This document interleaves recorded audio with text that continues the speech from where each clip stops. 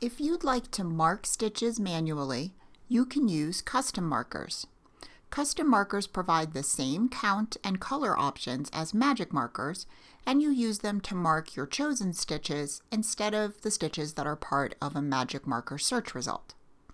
This is very handy for bead placement and handling errata. It is also great for cross stitch, so you can easily mark stitches as done and mark your diagonals. To begin, tap Edit.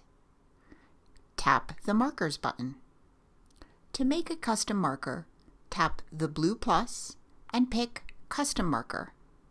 You can name your marker. Tap any stitch you'd like to add to this marker.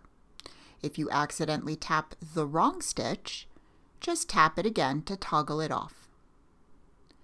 You can include as many stitches in your custom marker as you'd like, and all of them will have the same color setting.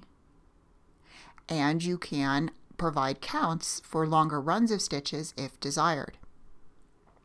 To create more custom markers that have different color settings, tap the blue plus and make another custom marker.